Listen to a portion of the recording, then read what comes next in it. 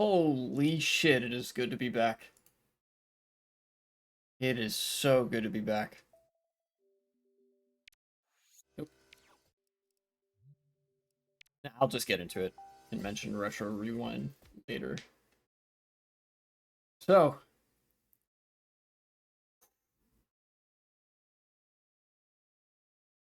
it has been, it's been a tumultuous week. I'll just give it to you straight. It's been kind of a tumultuous week. I have missed this. I missed it a lot. Any updates? Nope. Alright, we're good.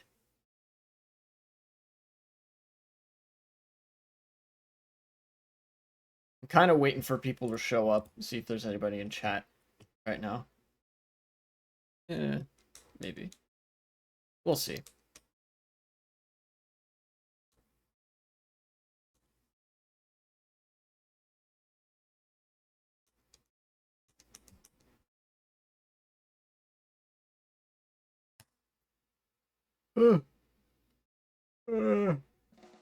Holy shit, am I tired, though. That's one thing for damn sure. I am really tired.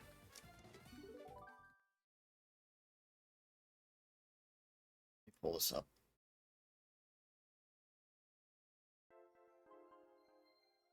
That. Alright.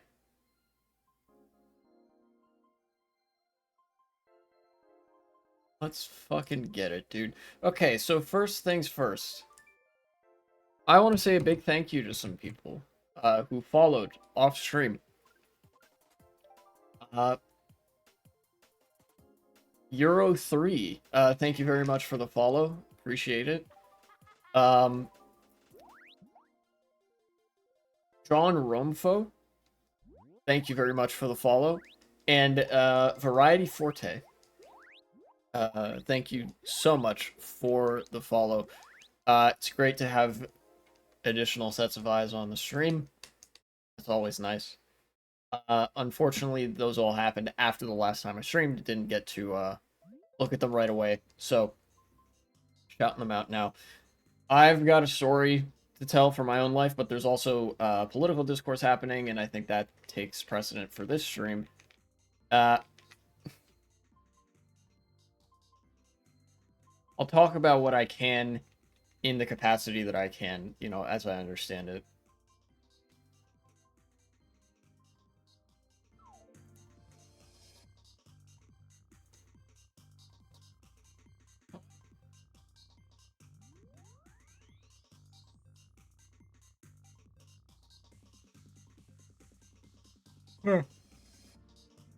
I actually don't think I recognize anybody in this custom track room.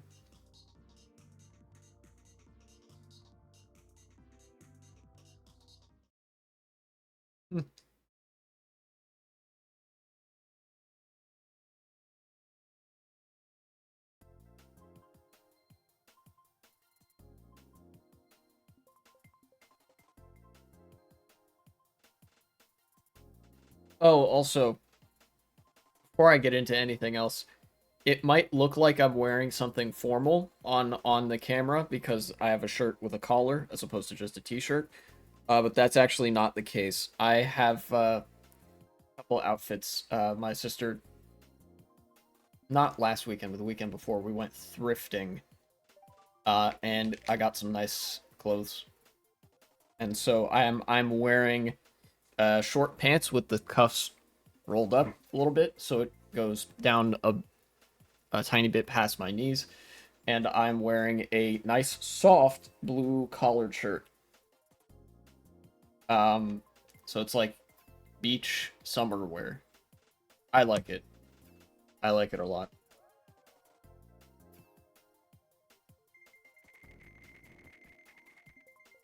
Let's see what we got here. Garden of Dreams. People really like to pick like the same few tracks. I don't know why.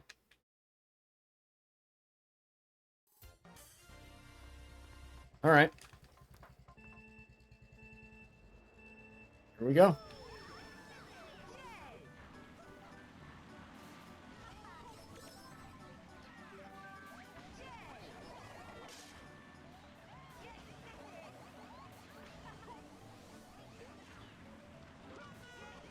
Well, not what I was 100% intending to happen, but... Oh, dude, no, I recognize this guy. The fucking Verminator. We love some Verminator.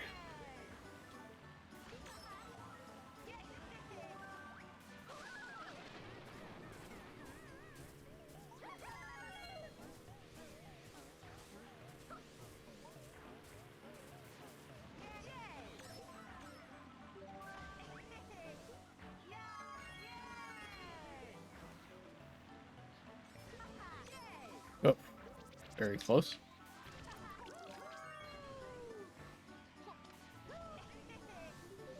Banana's gotta hit somebody, right?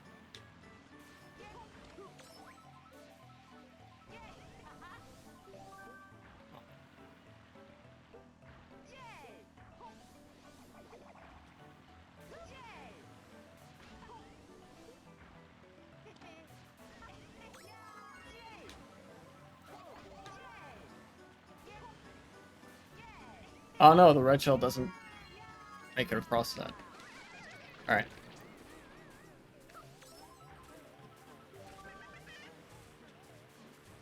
Kind of considering this race to be a little bit of a warm-up. The drift didn't come out. I was originally intending to take that other thing. I missed the trick because of the POW. POW makes you bounce a little bit before the final, like, hit of it. And that's what got me there. I got it.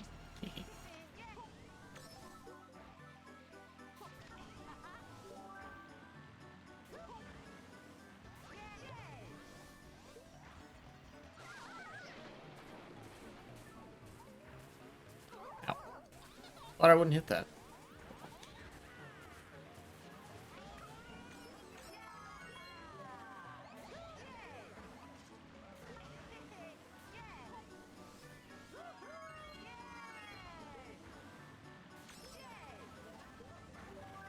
The best item. Alright. That's good.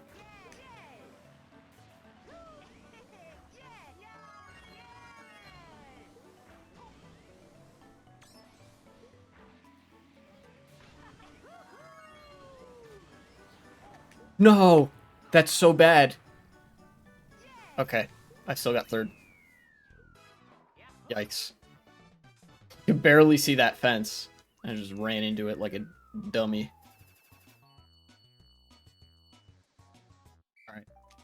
This room is pretty forgiving in terms of how bad I can be driving, because I made some really bad mistakes. Alright, anyways. Do I want to talk about Palestine right away? No, I don't think I do. I think I'd rather start with some stuff I saw on Twitter recently. So, who's ready for some art-related political discourse? So there apparently there's like a new iPad or whatever. It's gonna be released relatively soon. And Tim Cook put out a tweet about it. It was an ad for the iPad, like the iPad Pro something or other. And in this ad, there was all this stuff on industrial press, like on a platform. These artistic tools of the trade, old media, you know, like basically all sorts of art and culture related objects, including sculpture, a painting, like a piano, some spray paint cans, and some other stuff. And the press went and like flattened all of that, destroyed it. There's a trumpet on top. The press came down and it flattened, destroyed all of the, you know, musical instruments, tools of the trade in for artists, and all those other things. And then it lifts up and there's an iPad. Right? That's the ad. It's a short video. And it got almost exclusively negative attention, which I'm sure was at least in part the intention, that it's like rage bait and stuff. But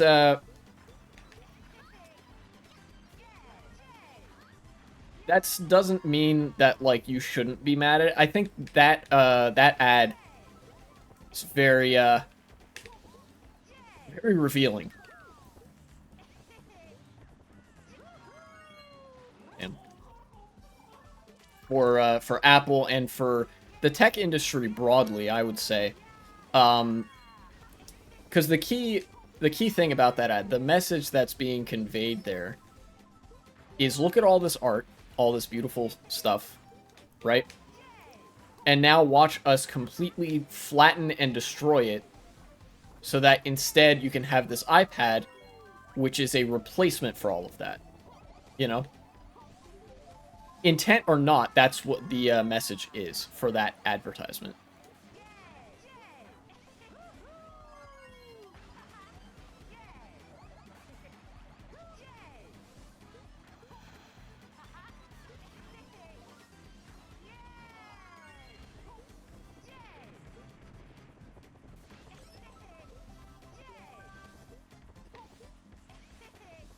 Okay, that works.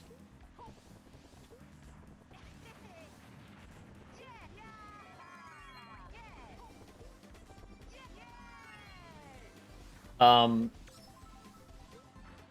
in fact, somebody on Twitter uh,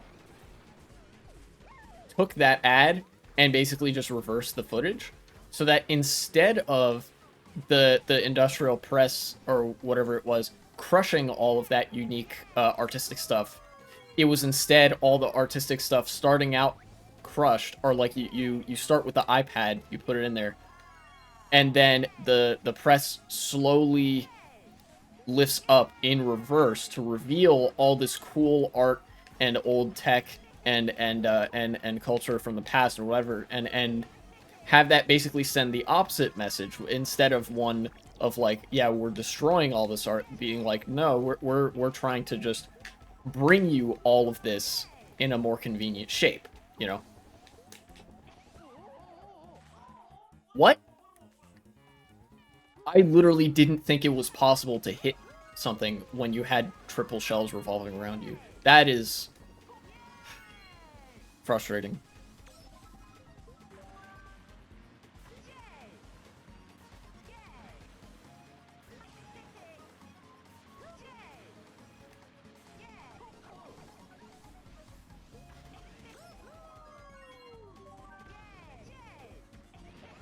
Alright, done with that race.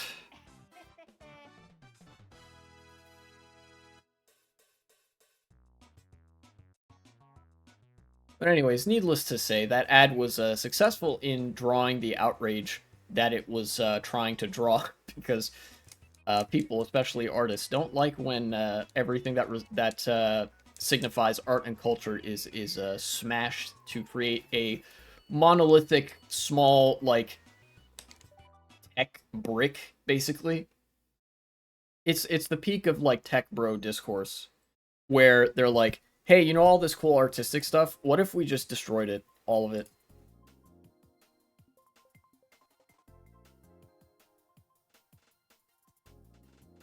My mic is not as loud as I would like it to be. There we go. Try that. +2. Alright, that's good.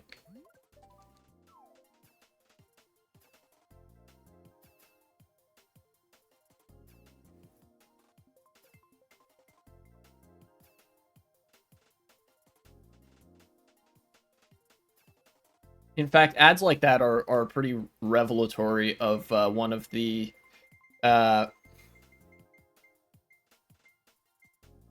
worst contradictions of capitalism, which is the pursuit of profit that in effect gets in the way of all the things that you would want to profit from, if that makes sense.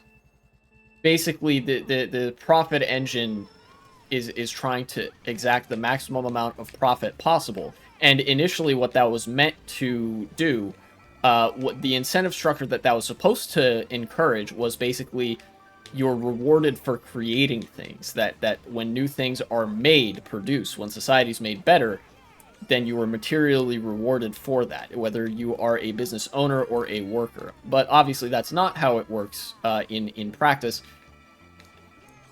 And the effect is just that now it is much more profitable to destroy something than it is to partake in like genuine human acts of artistic creation and things like that. Um, so you know,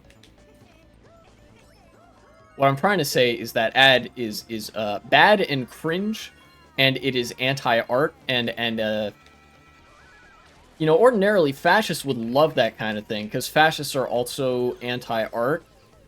But even the fascists, I didn't really see defending that advert very much, just because of how bad it was.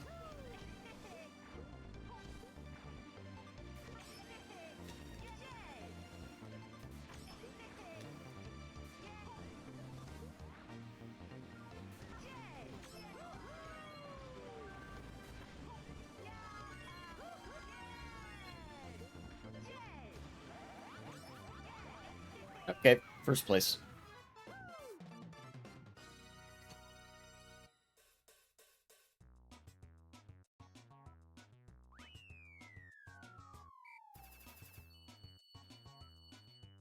$9,001. Very cool.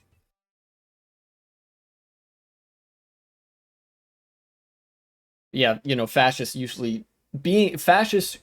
are ideologically aligned with that ad, but I think even the fascists understood how bad that looks and like how dumb that is, especially because they crushed like a clay sculpture of somebody's head. And you know how fascists love to have the like Roman statue profile pic and all that, right?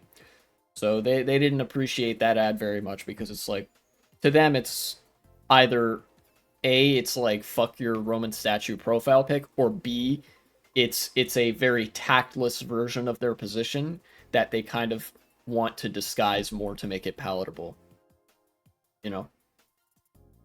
So nobody liked that ad, and that's good because fuck Tim Cook, fuck Apple, and fuck the tech bro hegemony of the business class and all that. Riot Volcano. This track is fun.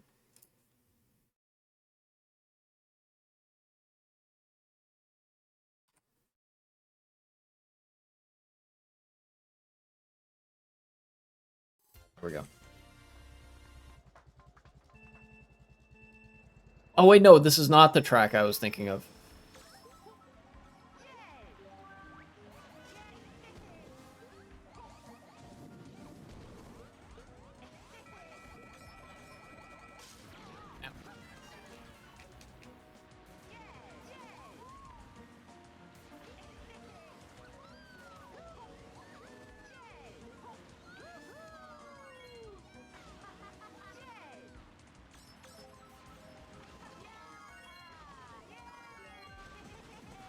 No, I didn't get a box. What the hell?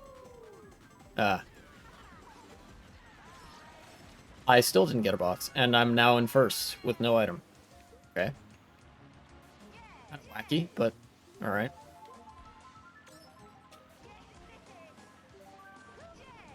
Fake item. Not what I want.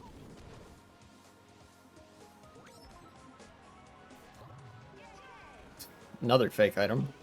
Not what I want.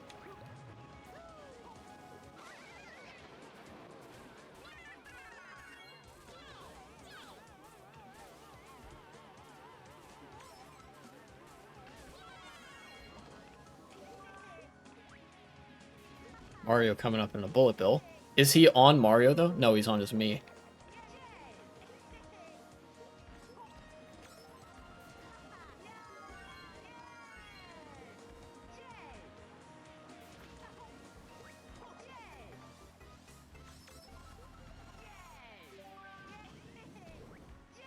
Oh, he doesn't know that you can do that. Yeah, this stuff isn't off-road on lap 3. It's just like the Sherbet Land slidey road. You can drive on it just fine.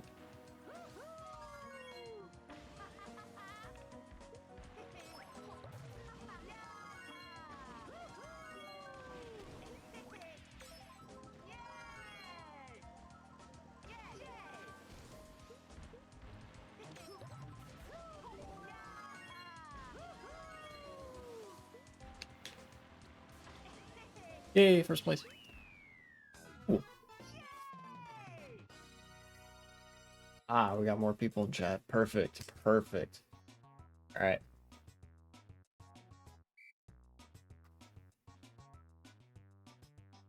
I guess now I can talk a little bit about Palatine, yes.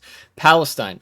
The first thing I actually want to touch on is something still social media related, which is the ban, the TikTok ban, which passed the House and the Senate and has been signed into law by the president. I will fully take the L on that because I predicted that it wouldn't be, but it was. And the reason it was actually different than what I had thought it was earlier as well.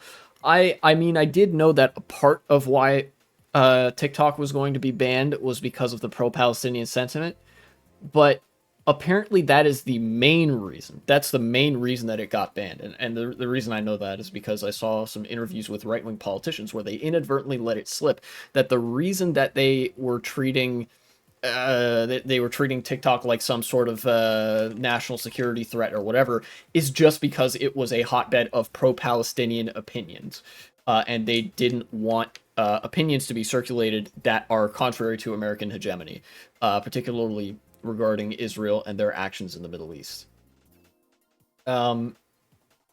which is cringe. So, ordinarily I'd be kind of ambivalent to the ban of TikTok. Just because of how bad TikTok is. Like, in concept, obviously, banning a whole social media platform that's already pretty integrated into the social media landscape, that's bad. Especially if you're only banning it because of its ties with a foreign country. Like, that doesn't make sense. But now it's, like, double extra bad, because even though TikTok had, like, massive amounts of brain rot, so I was prepared to, in some ways, call it kind of a wash, now it's just because we're fully just banning TikTok because we don't want pro-Palestine sentiment to spread in a way that we can't, like, manage and monitor and stuff like that. It's the same reason that people get arrested for protesting at universities, even though theoretically you have the freedom of speech. The reality of the situation is you don't really have freedom of speech. You only have the freedom of however much speech the state allows you to have. The freedom of speech thing is aspirational at the convenience of the state, and it's wild to have to talk about that, because, like, ordinarily, while the United States has done some very questionable things, it's rare that we get a crackdown this overtly authoritarian from the U.S. on dissent. Both in terms of TikTok, in terms of the protests, you know, especially with Joe Biden's comments on the protests about dissent shouldn't lead to disorder. Like, that's literally just a fascist talking point.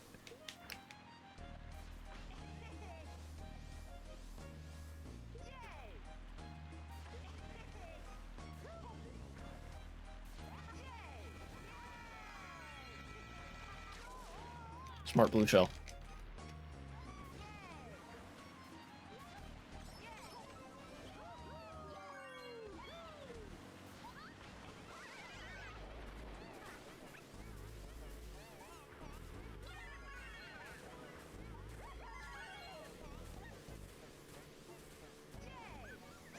You've been getting more and more pro-Israel lately?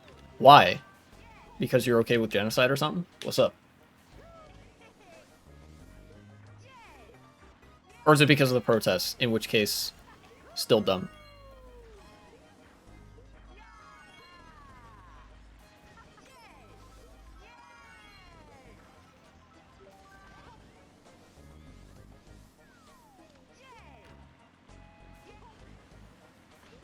Don't really think there's a genocide?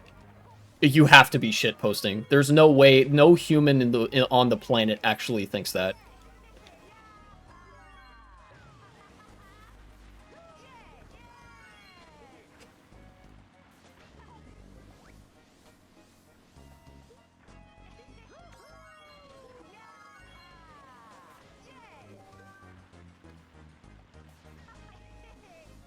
A lot do. No, there are two positions on the on the genocide that's happening in Gaza. Number one, it's happening and it's bad. Number two, it's happening and it's good. How is it a genocide? Let me go consult the UN definition of genocide. Let's go to Wikipedia. They have a much better condensed version of this. Definition of genocide. Article 2 of the Convention on Genocide defines genocide as any of the following acts committed with intent to destroy in whole or in part a national, ethnic, racial, or religious group as such. A, killing members of the group. Israel's been doing that. B, causing serious bodily harm or mental harm to members of the group. Israel's been doing that. C, deliberately inflicting on the group conditions of life calculated to bring about its physical destruction in whole or in part. This is what Israel's been doing for 70 years. Can you prove an intent? You don't need to prove intent. And also, yes, I can get to that in a second. D, imposing measures intended to prevent births within the group. That one's a little bit more indirect. Israel hasn't been doing that. Besides that, it's all just war. You have to be shitposting. There's no way you're this retarded. Anyways, let me finish. E, forcibly transferring children of the group to another group. Israel's mostly been killing children, so I don't think that one qualifies. Okay. That's the definition of genocide. Any one of those 5 things, right? The death toll in Gaza currently, officially, according to the health ministry, is around 34 to 35,000, right? That's already more than 1% of the... that's already more than 1.5% of the entire population of the Gaza Strip dead.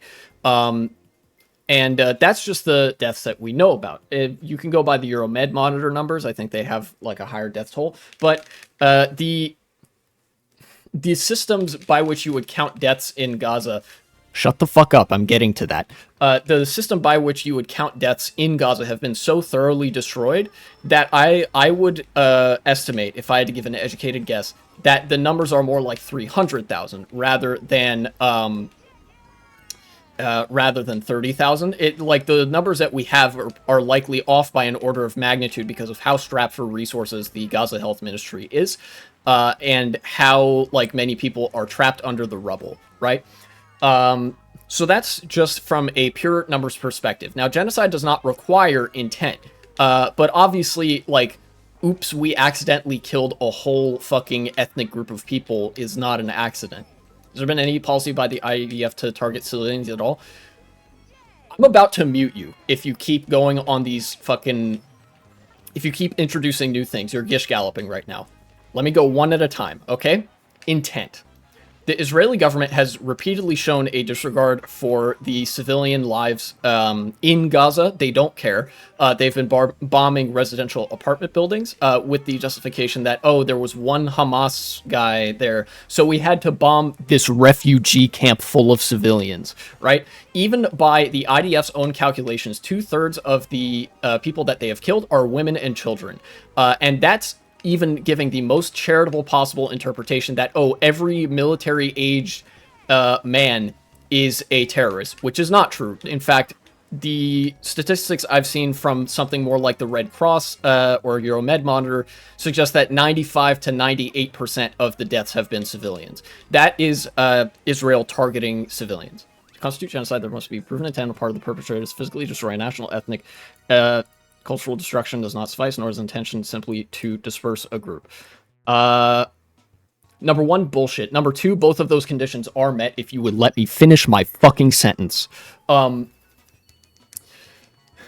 Like I said, Israeli officials have repeatedly shown a disregard for civilian life. At the UN, they have conducted themselves disgustingly, basically constantly invoking the right to self-defense in the face of questions of, hey, why are you bombing so many civilians? And Israel has basically just said casualties of war every single time, and they have refused all efforts to... they've refused all efforts and pleas for them to scale back their targeting of civilians. They are using American munitions, which are precision, by the way. They can hit exactly where they want to hit, which means every time that they bomb an apartment building with American bombs, they are perfectly okay with killing hundreds of civilians, even if it only means they maybe get, I don't know, one Hamas commander, which, by the way, there's been no evidence of. You are putting the onus on the genocided people to prove that they are being genocided. First of all, when the ICJ has already ruled plausibly Israel is committing a genocide. Like, you can say that. And secondly, that you're putting the onus on the group being genocided, where Israel has to prove that they are not doing a genocide at this point. Like I said, the ICJ has already ruled on this, and Israel has been looking like a duck, walking like a duck, and quacking like a duck. Everything that they've done fits a pattern of genocidal intent. They have become a rogue state, functionally, where they have been ostracized from the international community. They refuse to do what any other country tells them to do, even the country that gives them all of their fucking money and weapons. And because America is cucked, we just let them fucking go with it. And what's more, if this were actually a war and not a genocide, there would be evidence of fighting on the ground. All evidence of military activity comes from Israeli tanks and not much else. There's like, I've seen videos of IDF people shooting. Haven't seen a whole lot of video of Palestinians or Hamas militants or whatever shooting back. Hasn't Hamas been storing weapons in apartment buildings? Dog, you're literally doing the human shields talking point. You know the purpose of like why we find human shields so deplorable and why that's like such a bad practice? Because you don't fucking shoot the human shields. Israel's wrong in this situation, but I don't think it's a genocide. You're objectively wrong. There is no metric by which this isn't a genocide.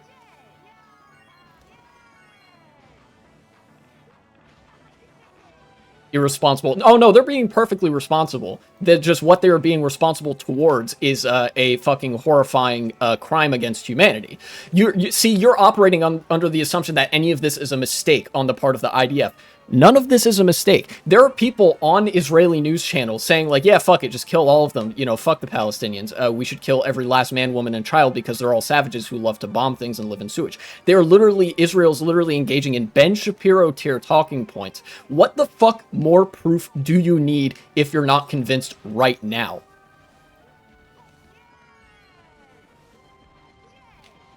Seriously, you better give me a goddamn burden of... You better give me a fucking standard of evidence right the fuck now that I can meet. Otherwise, I'm permanently banning you from my chat. I do not tolerate genocide denial and genocide apologia. I don't give a shit who you are.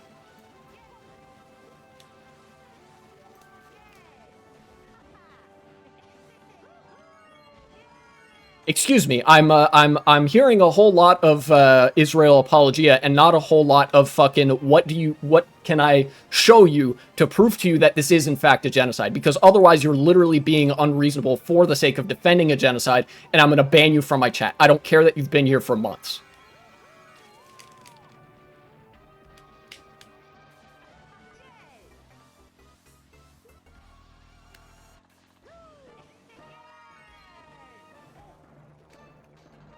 I'm thinking. Okay.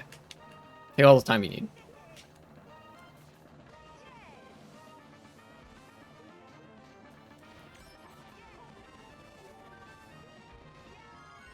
Want to see clear intent on the part of Israel to do this genocide. In the form of what? You want me to find statements from high-level Israeli officials? You want me to find you, like, the defense minister and the prime minister and like, the fucking... the president and whatever engaging in genocidal rhetoric? Because I can find that. You have to tell me specifically what I would need to find, an example of what I would need to find in order to prove something to you. Because otherwise you're just going to shift the goalposts and you don't actually care about the proof.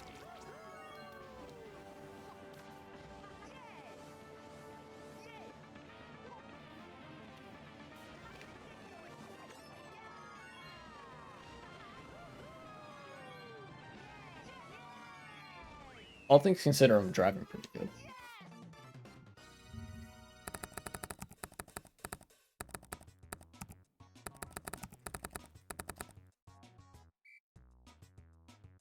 Show me that? Okay. I'll find some statements from Israeli politicians. Well, here's one.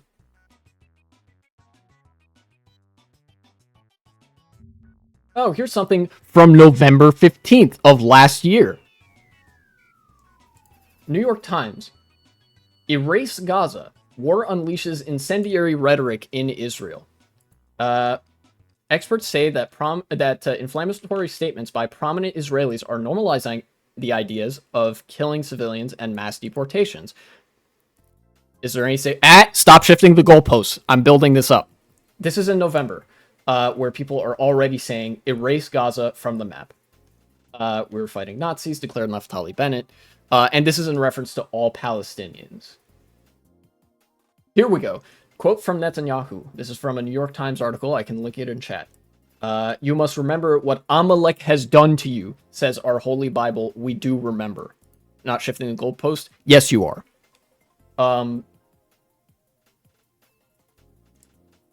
Referring to the ancient enemy of the Israelites in scripture interpreted by scholars as a call to exterminate their men, women, children, and infants. That's right. This is a passage from the old, well, what Christians would call the Old Testament, but the Hebrew Bible, where it's like Amalek is some other deity or some other group. Can I get more context for that statement? He's talking about this in the context of fighting Hamas, quote unquote, or the war in Gaza and whatever. Here, I'll, God damn it. If the race wasn't starting, I would link the article right now, but give me a minute. And that's barely a month after the, the siege of Gaza really started.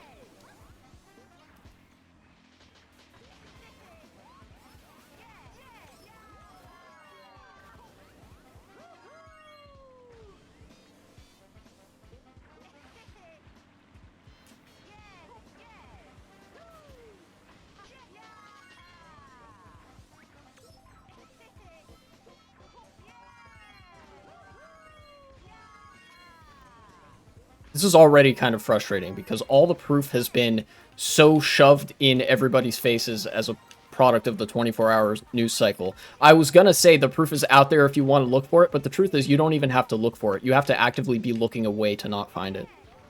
But again, once this race is done, I will link the New York Times article.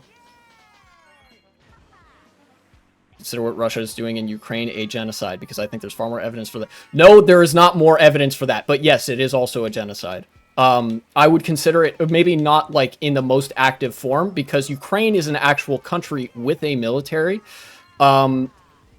Ukraine is an actual country with a military, so first and foremost, that is a war with genocidal elements on the part of the Russian government. Russia does have genocidal ambitions with Ukraine and probably with a number of other countries in Eastern Europe. How is there not more evidence? I'm saying that there is still a lot of evidence, but not as much evidence as Gaza. Literally every fucking move that Israel makes is consistent with a government engaging in a genocide. Whereas with Russia, some of that can still be labeled as like just a aggressing party in a war, right? Because again, Ukraine has a military. There is a country of Ukraine. Palestine is not a state. They don't have a military. There is no means of self-defense. The only people that are there for Israel to fight are civilians. In fact, I remember there was an interview with an IDF soldier who left the IDF because he was so disgusted with the actions of the Israeli military. He said, like, the genocidal rhetoric actually started, like, really quickly, consistent with that New York Times article, after October 7th. And he said some of his colleagues, some of his, like, cohorts in the military were, like, bombing apartment blocks. You know, they called in strikes on Gaza apartments. And this guy said something like, hey, whoa, aren't there kids there? You know, there are kids in those buildings. And his cohorts reportedly told him, these are the kids that we didn't kill in 2014, or like, you know, whenever that was happening. Does the Afghan-American war count as a genocide? What the fuck? No, probably not. Look at the anti-Islam rhetoric after 9/11. Yeah, and that's racist as fuck, and could have been very easily weaponized into exterminationist projects. Here's the New York Times article. There you go.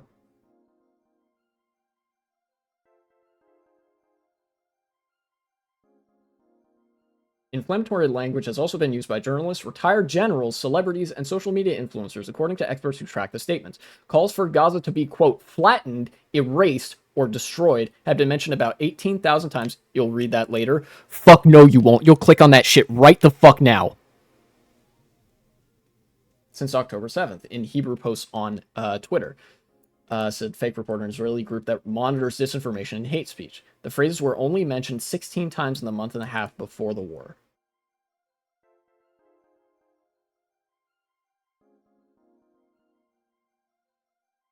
These are not, here, look, these are not just one-off statements made in the heat of the moment, said Michael Sfard, an Israeli human rights lawyer and author of The Great Wall and the Gate, Israel, Palestine, and the Legal Battle for Human Rights. When ministers make statements like that, Sfard added, it opens the door for everyone else. This is intentional on the part of the Israeli government. Shitty, greedy Americans requiring logging. Oh, that shit. Yeah, okay. In that case, that's my B. Yeah, New York L.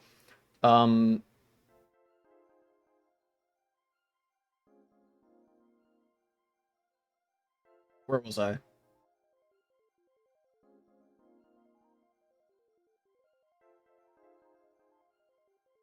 Yehuda Shaul, co-director of OFEC, a think tank in Jerusalem, has collected 286 statements since October 7th. And keep in mind, this article that I'm reading from is just from a month after this started. Israel's actually only gotten more insane with time, that he classifies as having the potential to incite unlawful behavior. The list includes Eyal Golan, Israeli pop singer, Sarah Netanyahu's wife, and Yunon Magal, a host on Israel's right-wing Channel 14. Erase Gaza, don't leave a single person there. I don't call them human animals because that would be insulting to animals, Ms. Netanyahu said during a radio interview on October 10th, referring to Hamas. It's time for Nakba 2, referring to the Nakba. I believe Netanyahu has also called Palestinians human animals.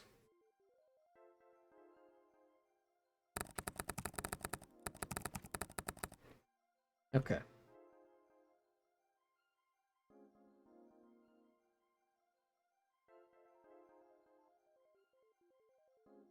Reasonable grounds to believe Israel is committing a genocide in Gaza, UN rights expert says. This is from CNN. Where do they elaborate on this? Latest report called Anatomy of a Genocide to the UNHCR in Geneva on Monday. Speaking at a press conference, Albanese said, Israel has committed 3 acts of genocide with a requisite intent. Here we go. This is what I was saying earlier. Killing members of the group, causing serious bodily or mental harm to members of the group, and deliberately inflicting on the group conditions of life calculated to bring about its physical destruction in whole or in part. Israel says it utterly rejects the report, which said bring shame on the Human Rights Council. Yeah. It doesn't help that Israel has been, like, so bad at PR. They've basically called anybody that's been critical of them Hamas. They called South Africa Hamas when they filed the fucking case at the ICJ. They called the ICJ Hamas. They've been calling Joe Biden Hamas lately because Joe Biden isn't pro-genocide enough for them. And Joe Biden was pretty cucked as is.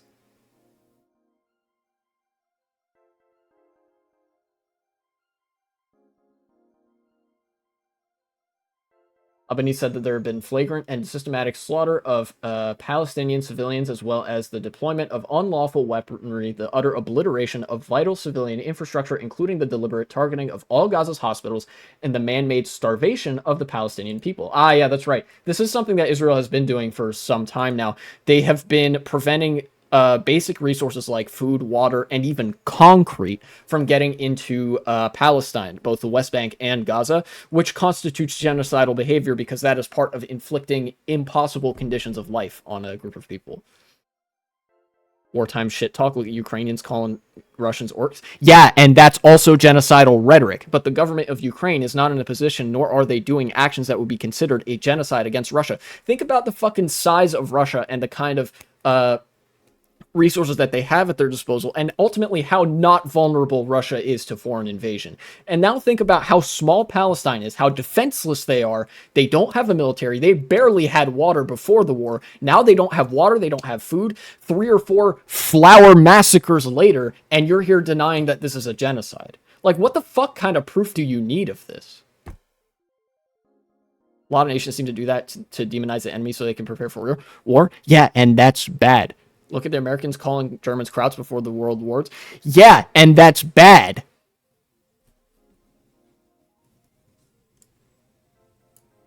I'll link this CNN article too. To my knowledge, CNN doesn't have a paywall. The monstrosity unfolding is accompanied accompanied by a pervasive anti-Palestinian narrative and dehumanization emanating from the uppermost tiers of Israeli society, including high-ranking officials with command authority and frequently reflected in soldiers' actions on the ground. Albanese told the press conference before, adding that this reflected intent, quote, to destroy in whole or in part, which is what distinguishes genocide from other atrocity crimes. Do you think bombing of Germany during World War II was a genocide too? Look at Dresden, for example. Dog, a genocide is not just when you do war crimes. Yeah, obviously firebombing a fucking civilian area is bad, and that was bad.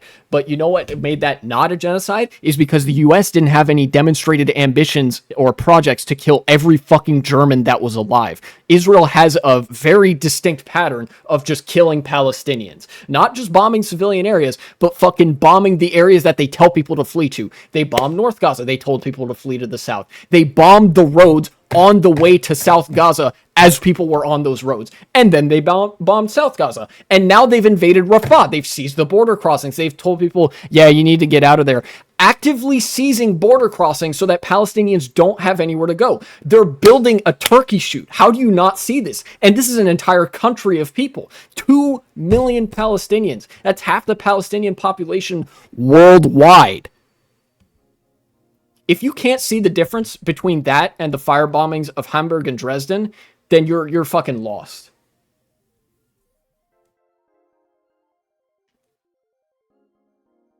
UN Special Rapporteur concluded the, quote, only reasonable inference that can be drawn is an, quote, Israeli state policy of genocidal violence toward the Palestinian people in Gaza. She said one of the report's key findings was that Israel's executive and military leadership and soldiers have intentionally distorted jus in bello principles. Hey, this is what you were saying, that all of this is justified because it's wartime. Subverting their protective functions in an attempt to legitimize genocidal violence against the Palestinian people. Jus in bello, justice in war, is the Latin term that refers to international laws that govern the way warfare is conducted. Israel's diplomatic mission in Geneva in its response also added the very attempt to level the charge of genocide against Israel is an outrageous distortion of the Genocide Convention. Israel's war is against Hamas, not against Palestinian civilians. Damn, that's crazy. Then Israel shouldn't have made Hamas literally the only legal political party in Palestine, and, they shouldn't have killed all those civilians then. If your war is against not civilians, then stop killing civilians. Fucking dumbasses. Ugh. But again, they don't care. That article, that CNN article, that was from March. Things have only gotten more clear since November. And I'm sure if I had enough time, which I don't at the moment, I could find some sort of YouTube video that compiles all the examples of high-ranking Israeli officials making statements like, we're fighting human animals, Palestinians aren't human, we need to clear out all of Gaza, using biblical justification to say we need to kill the entire group of them, just to really drive home that this is, like, there is nothing to call this except genocide.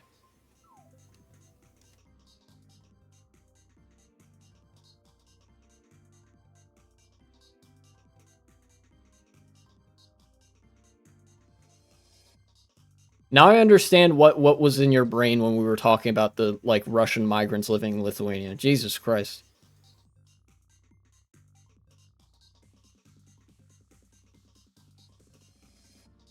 Palestinians aren't human. Can I see that example? Yeah, sure. Let's see.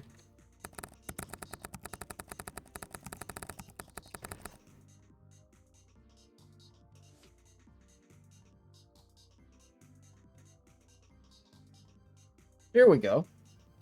This is even from before the war started. PBS.org. No such thing as Palestinian people, top Israeli minister says.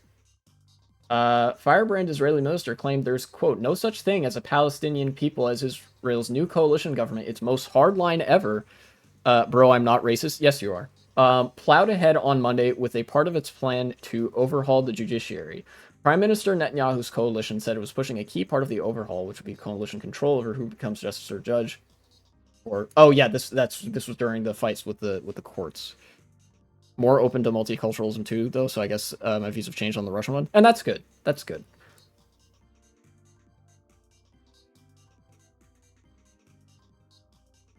As the negotiators were issuing a joint communique, Israeli Finance Minister Bezalel Smotrich delivered a speech in Paris saying the notion of a Palestinian people was artificial. There's no such thing as a Palestinian nation. There is no Palestinian history. There is no Palestinian language, he said in France late Sunday.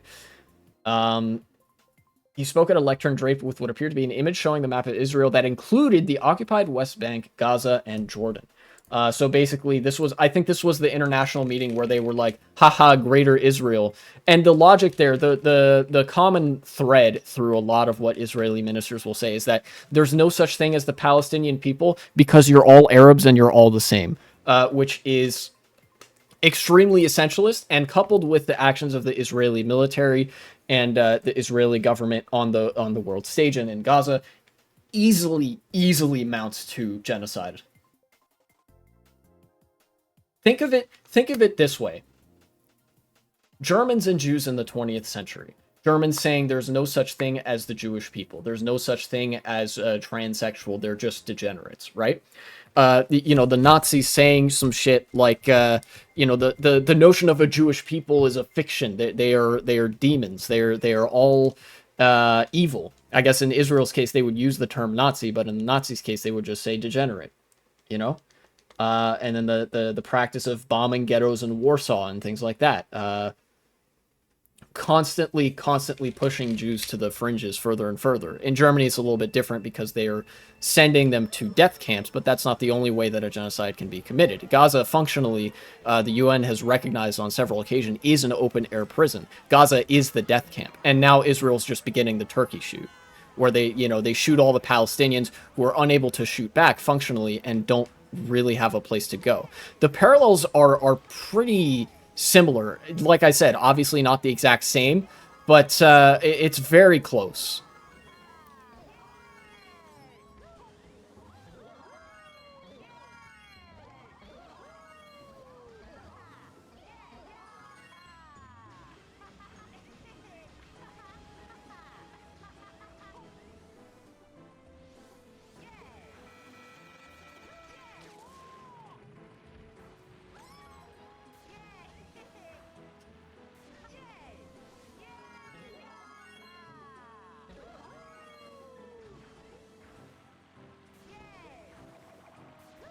So I really need to learn more about the topic. Yeah, that would be good.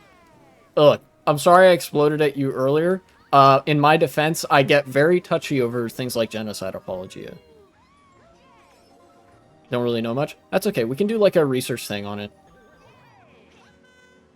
Like a chronicle of all the events that happened just since October 7th.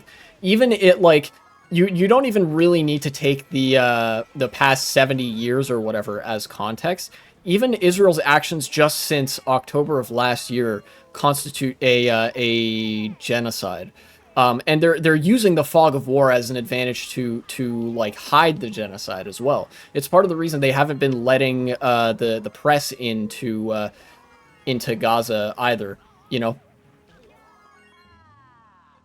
a lot of American news outlets have been refused entry to the Gaza Strip, and in fact, Israel banned Al Jazeera. You might have seen this. Israel banned the Qatari news outlet Al Jazeera from operating in their country. Just recently, I think.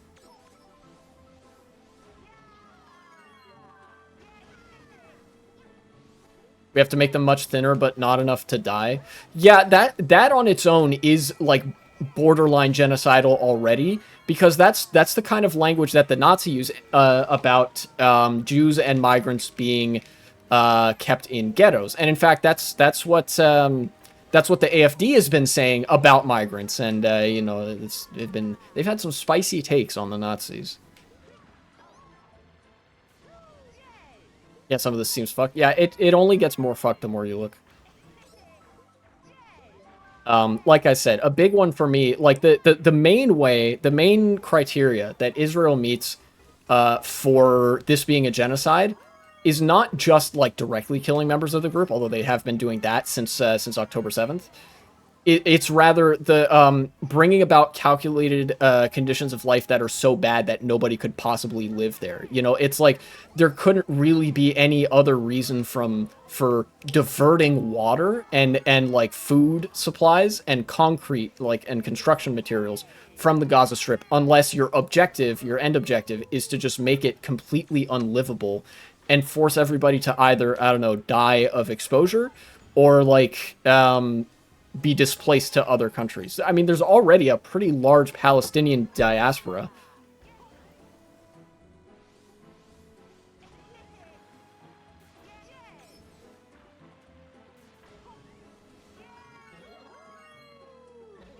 In fact, I will, after this race, we can take a little bit of time. We can take some time to look into the, was Egypt enforcing the blockade too? Yes, Egypt is not innocent in this. One thing about genocides is that obviously none of them are ever very clean. There are always many countries that are like at least partially at fault. If so, why?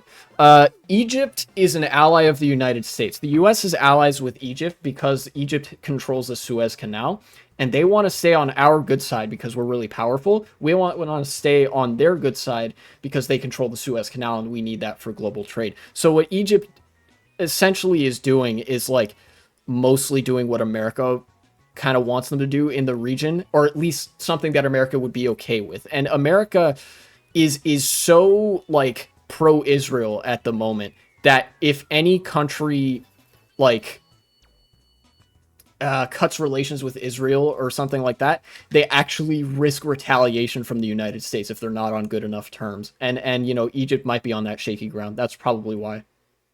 Isn't Egypt literally negotiating with Hamas and supporting their troops right now? Yes, and actually, to both Egypt and Hamas's credit, they have been trying to broker a truce in earnest. Egypt has been a little bit more slimy about it, again, because fucking geopolitical interest. Hamas is so desperate right now, they basically just want to not die. All that like bravado that was present on October 7th is gone ever since Israel rolled in because Hamas took hostages, they killed a bunch of civilians, and then Israel hit back 20 times as hard. Those terms seem weird. What terms? I think the terms were just Israel stops, to my knowledge, the terms of the truce that Hamas accepted and was party to the brokerage of. It was like Saudi, Egypt, some other countries, and then Hamas and Israel. Hamas accepted the truce, and the truce said basically, we give you the bodies, you give us prisoners, and not just bodies. They said, we will return all the hostages, including the bodies of the ones that are dead. Because remember, Israel's been bombing indiscriminately, so they've been killing their own hostages. Hamas wanted those hostages alive for as long as possible because they represented bargaining chips. You know, obviously, they're using, or they were trying to use effectively Israel's views about Palestinians against them, where like, oh, Palestinians are subhuman, so like, I don't know, 10 of them is worth one Israeli. I think it wasn't all, was it? Was it not? It might not have been all, but they were like, we will give you back many hostages. Basically, I think they said like all the hostages that we have, that we can find. I don't think Israel was a part of this negotiation. Yeah, Israel has been very pissy about being part of these negotiations. But fundamentally, the like, Hamas was basically like, look, we'll give you the hostages back. We'll, you know, give you, like, most, if not all of them. All the ones that we can find, including the bodies of the ones that are dead, so you can have some closure. Although, obviously, there are some of them still buried under the rubble. Just please stop bombing us, basically. We'll do the exchanges and whatever.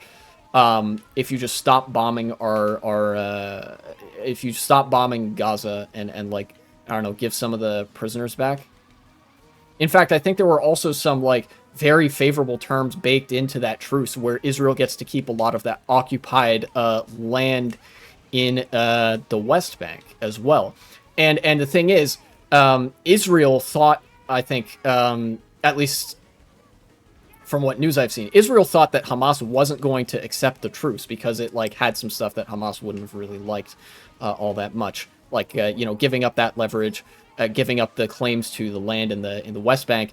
So Israel was like, look at Hamas sabotaging these peace talks and whatever, and Israel rejected the deal expecting Hamas to also reject it, but Hamas accepted it. Hamas said, yes, we'll take this truce, please. And Israel was like, no, we don't want this truce, actually. Because I think they actually said as well, Israel said that, like, yeah, we're going to continue bombing regardless of whether or not the truce goes through. And then Hamas was like, whatever, look, we need something. And they took the truce, and Israel was like, fuck you. Sorry, they got a little incoherent at the end, but yeah. You know, Hamas being like a far-right political party, obviously I've got no love for them and whatever. You know, I basically view them how I would view something like the RN in France or like the Republicans here. What was the Israel proposed truce that Benjamin's threatening to bomb Rafah if they don't accept? What was the... I think that was this latest truce, right? He was like, we'll bomb Rafah if you don't accept, but also we'll bomb Rafah anyways even if you do accept. I think that was what was in the latest truce. I'll go find it. You know what? After this race, I'll go find that truce to see what's up.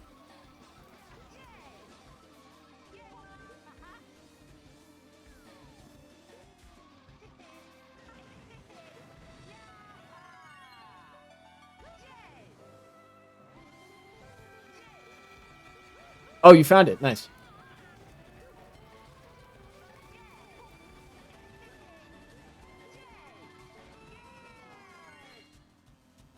I will, I'll click on that link once the race is done. Let's see what's up.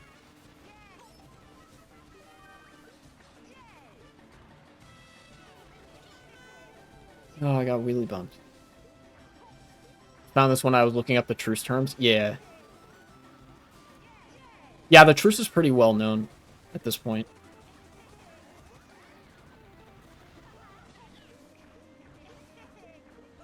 Ah, fourth. Okay. Let's see what this is.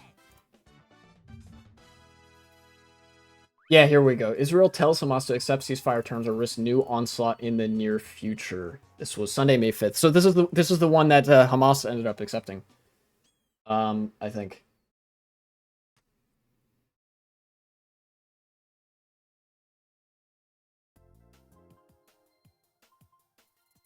In a televised address. It's basically Israel saying they want a peace deal, not a ceasefire. No, it's Israel saying that we want a temporary pause and not a ceasefire. A televised address, Benjamin Netanyahu once more rejected Hamas's demands for a definitive end to the war in Gaza. Hamas is the one calling for the war to end right now, and Israel wants it to keep going, saying that any permanent ceasefire would allow the group to remain in power and pose a continuing threat to Israel. And remember, Benjamin Netanyahu wants Hamas in power. They banned all the other political parties that were active in Gaza. There were some actual, like, reasonable political parties active in Palestine or in Gaza before, I think, 2007 or something like that. And when Netanyahu came to power, he started systematically cracking down on all of those because Hamas was... did Israel ban them? Yes, I believe so. Or they, like, assassinated their leaders or something. They basically set up conditions that made it impossible for any peaceful advocacy for the Palestinians to flourish through, like, some legal trickery and stuff. Because with Hamas in power, it'd be much easier to demonize the Palestinians as all, like, subhuman filth and terrorists and whatever else the line is, you know? Let me go back to that tab.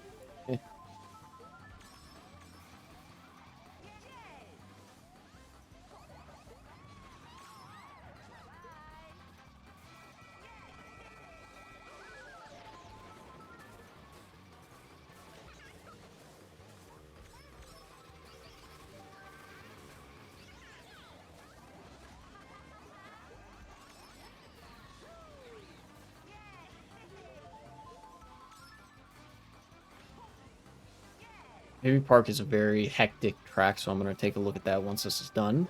No! God damn it.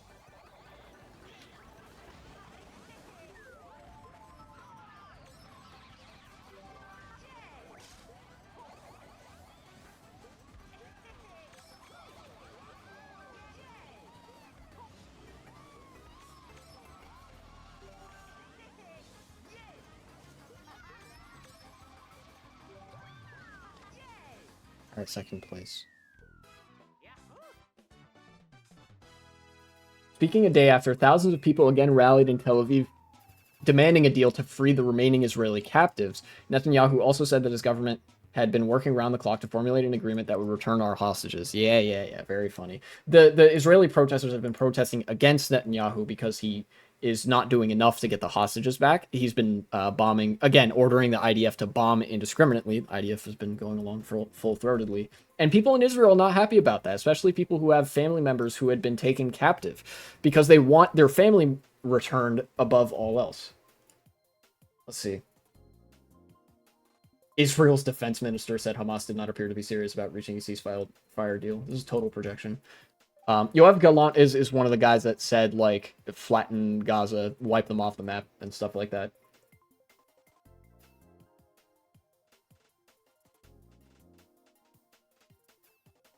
Yeah, the statements by Netanyahu and Gallant may dash recent hopes that Hamas and Israel are close to a deal to bring about an initial 40-day pause to hostilities and the release of dozens of hostages. This is what Israel's been going with. Like, we'll do a temporary pause, 40 days. And Hamas is like, no, we want the fighting to end. We want it to stop. We'll give you all the hostages back. Just stop. I wish I wouldn't quote Israeli politicians so much.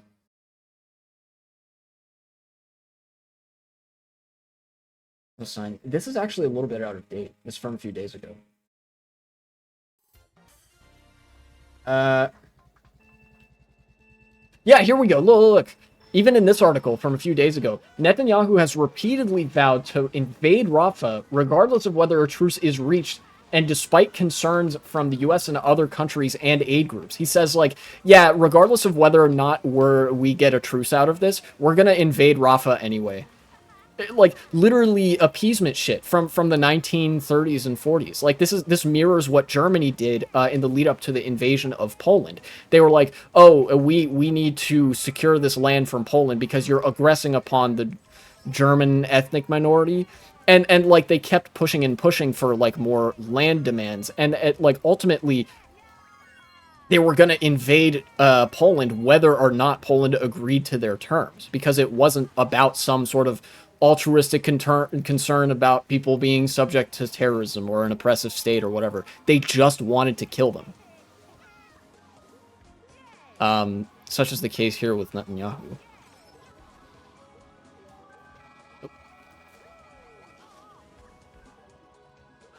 No. Well, I at least got the mushroom, so.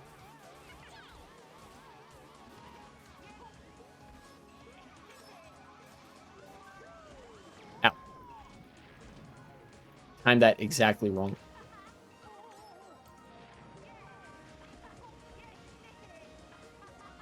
Damn. About 1 million displaced Palestinians have fled to Rafah. Yeah. I've noticed that a lot of the numbers about how many Palestinians they can keep track of keep dwindling. Like the population of Gaza before the war was about 2.1 to 2.2 million people. And now the amount of Gazans that have been pushed down to Rafah, there's like, I think if you look at a map of all the Palestinians that we know where they are, the numbers add up to about 1.8 or 1.9 million. You know, there's like 1.4 million in Rafah. There's a couple 100,000 in like Han Yunis. And then there's like a couple 100,000 in North Gaza, like Gaza City or wherever in the northern regions. And I think that, like, that actually, the most reasonable interpretation there is because there's about 200,000 or 300,000 Gazans that are just dead.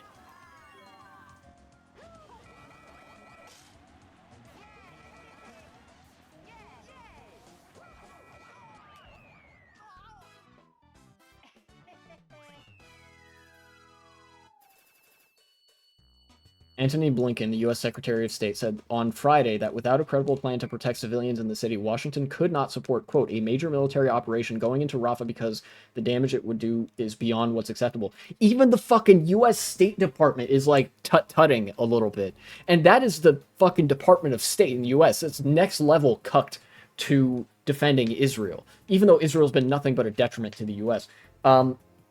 There've been memos going around in the State Department. I think there was a leaked memo that basically said, yeah, we know that Israel is not a credible actor. Don't take anything they say at face value. Like, we shouldn't trust them. And that's American intelligence saying that.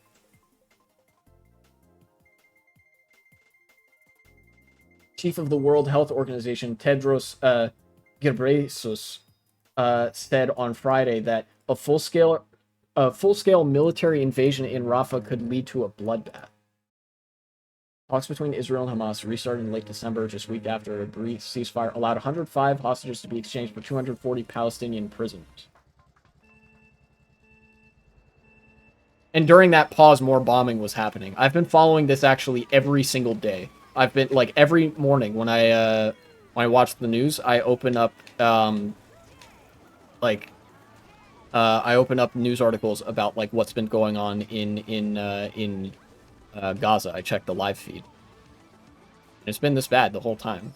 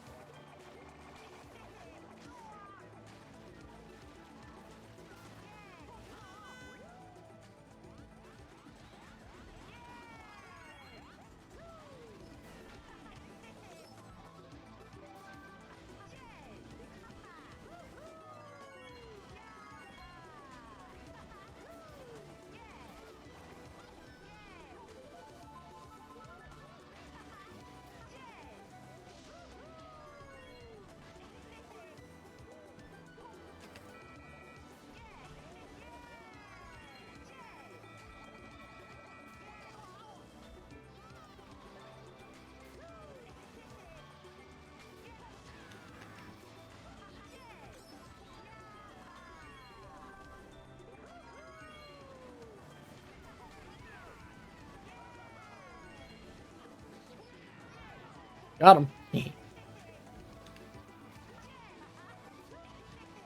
Ow.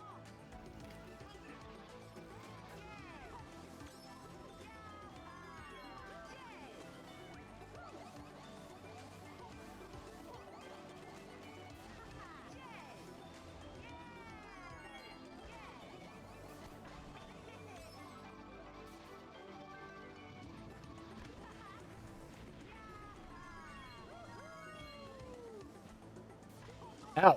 Damn it. Keep hitting some dumb shit. Ooh, that was a really smart shock.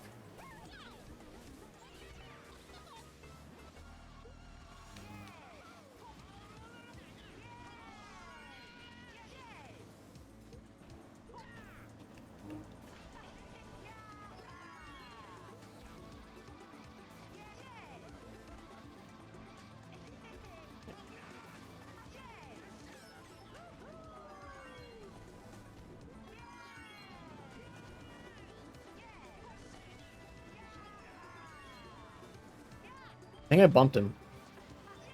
Oh, he's still right there.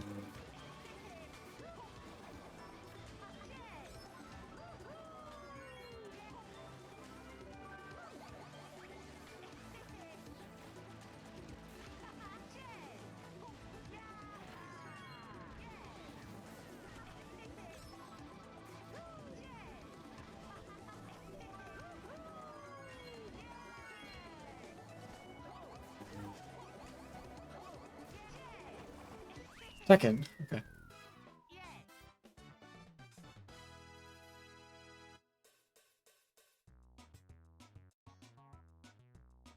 Hmm. Where's it? Let's see. Let me find.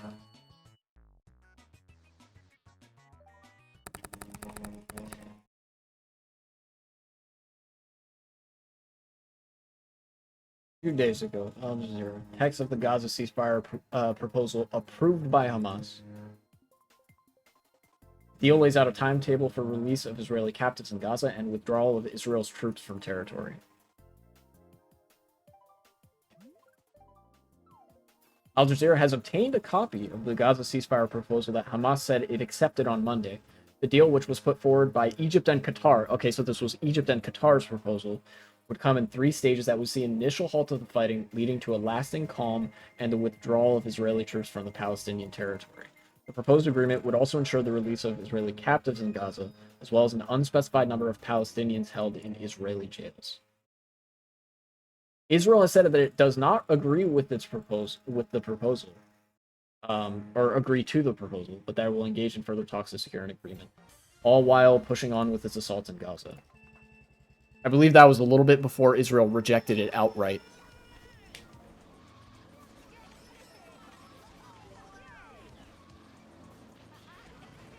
What a bomb snipe.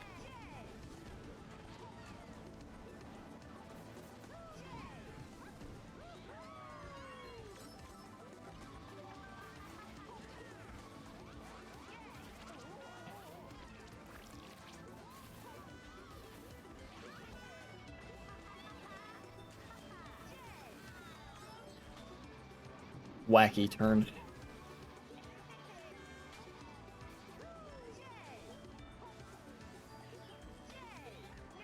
Oh, I didn't get a box.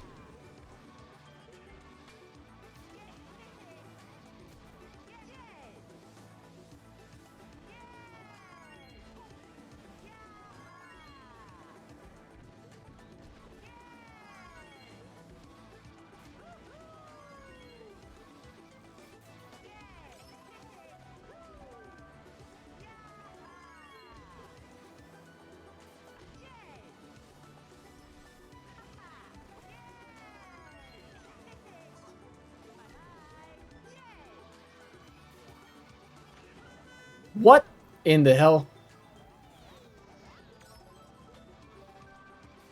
Alright, I'm taking the next shortcut. Only 6 players, so if I don't have the shock, that means nobody has it. He might have it. Nope, he has a star.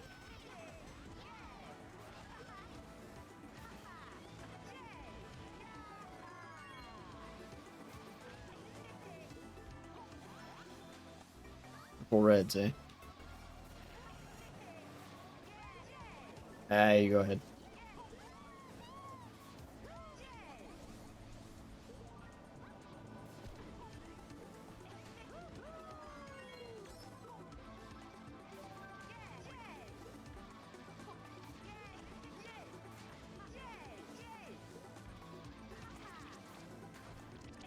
No! Oh, I fucked up that part.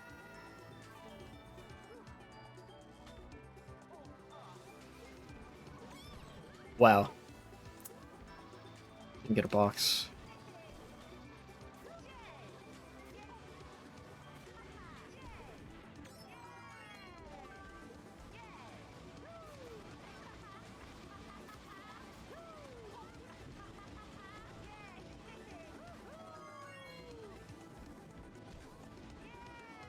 Okay, so far so good. Damn.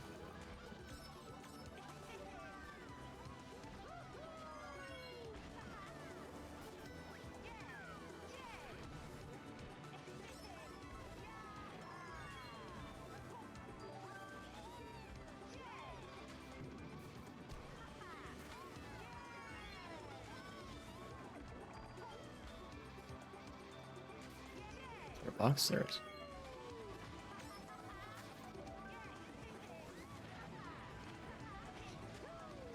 No! Son of a bitch.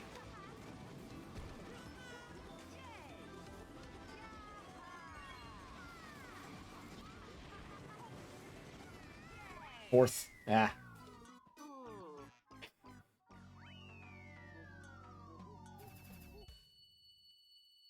Where is... Oops.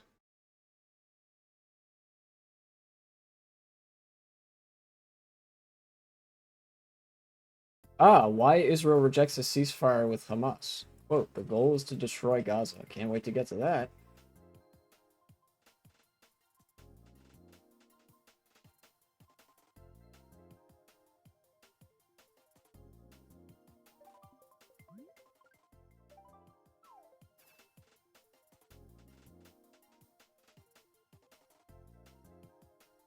Oh, this is from third-party experts. Gotcha.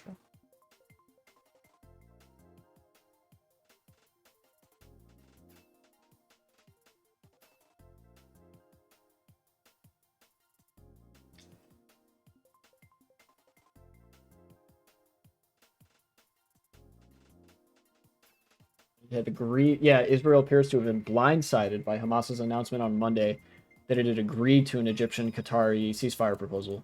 But the Israeli government quickly made its position clear. The proposal wasn't something it would agree to, and to make matters more explicit, its military forces took control of the Palestinian side of the Egypt's border with Gaza in Rafah. Yep.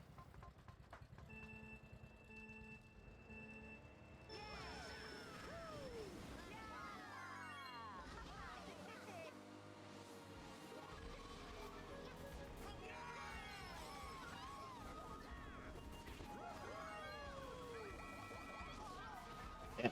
Can't believe I didn't dodge that.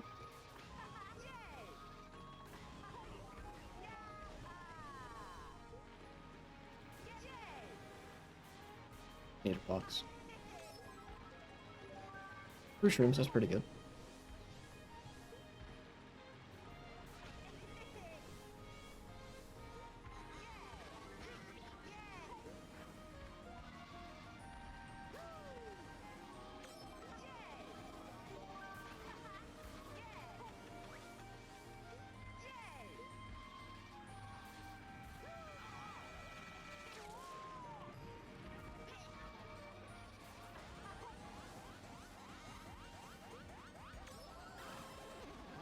Damn it.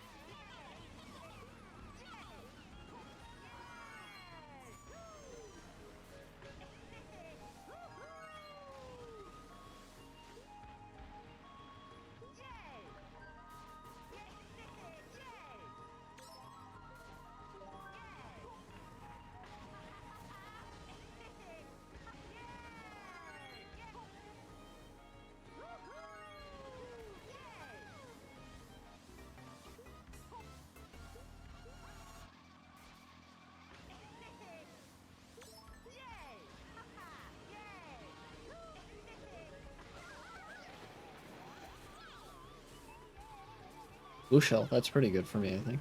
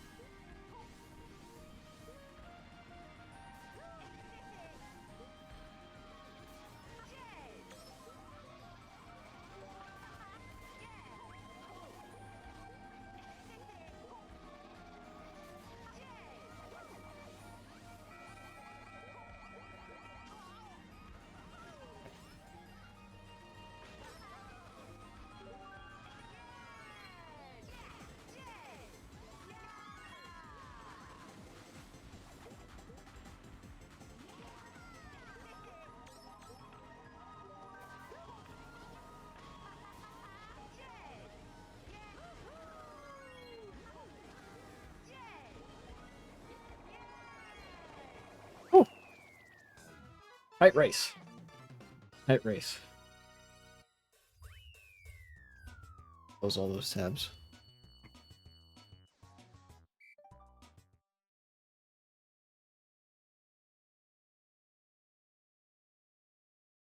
Yeah. I was all ready to be in good spirits.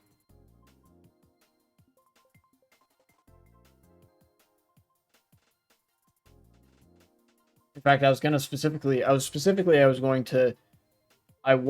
to mention the ban on TikTok as a thing where it's like the U.S. actually wanted to ban it because of the pro-Palestinian sentiment, and then use that to segue into the latest events from the genocide in Gaza, which is that Israel has actually invaded, at least partially, Rafah. They've seized the border crossings, uh, and I think there was an AP article, Associated Press,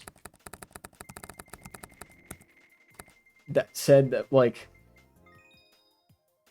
A Rafa invasion could lead to like hundreds of thousands of deaths, which is pretty bad.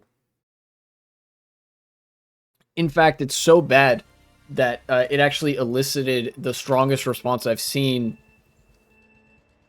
in a while from the Biden admin. They actually said straight up, if you go forward with the Rafa invasion, we're gonna stop giving you weapons.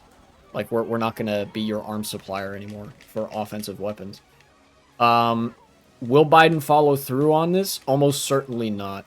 But it would be like if anything were to deter Israel from finishing the genocide, it would be that probably.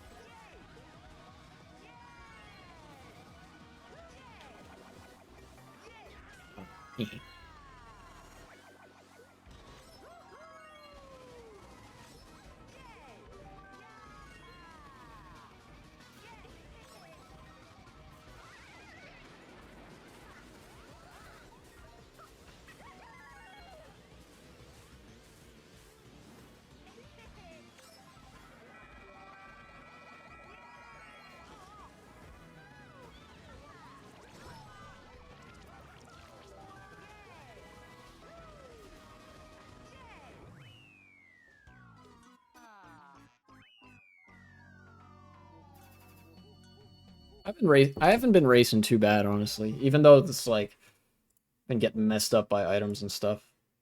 It's okay.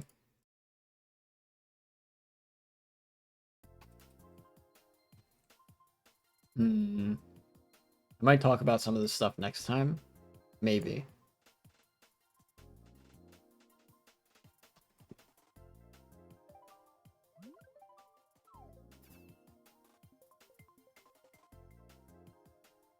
I'll pause the shipment of bombs. How gracious.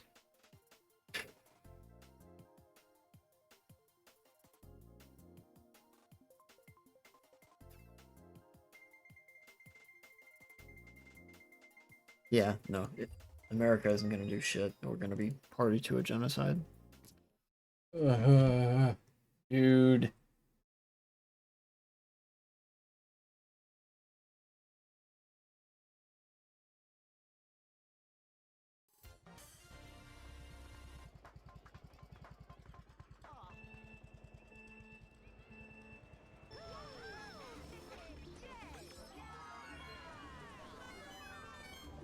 And if I ever do actual debates, I need to have some kind of prep time beforehand. I can like do more research when people get so fucking obstinate and be like, ugh.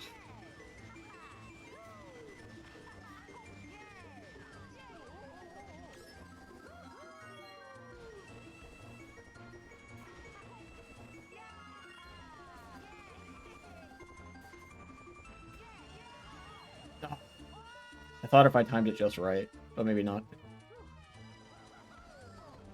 How do I keep mistiming the startup boost? Oh well.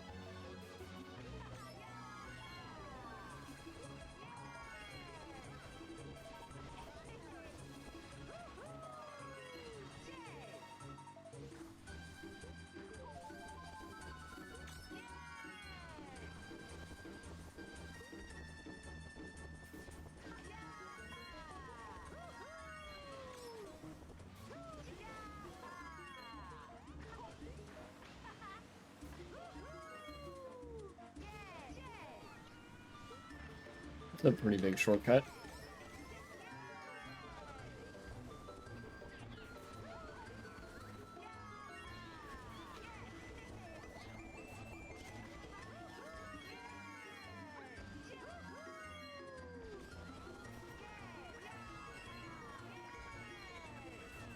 That's green shells, right? Not red shells? Well, it doesn't matter now. Owned by the big box over there.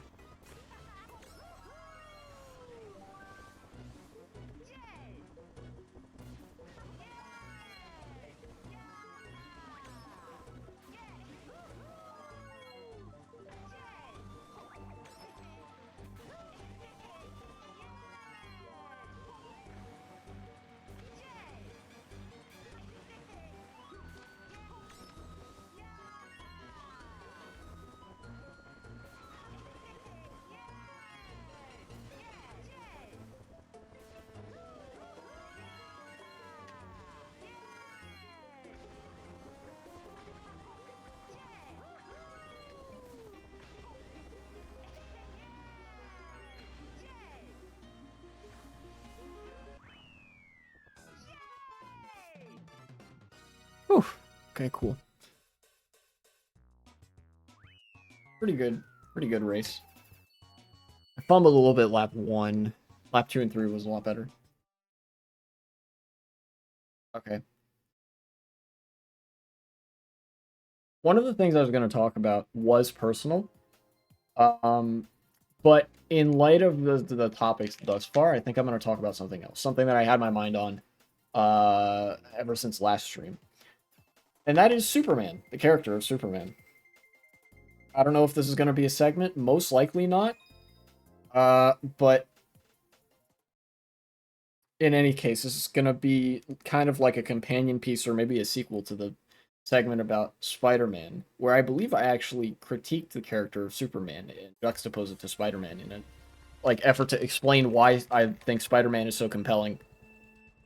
But with Superman, I also find Superman a very compelling character. It's just not very often that I see a really well done interpretation of Superman.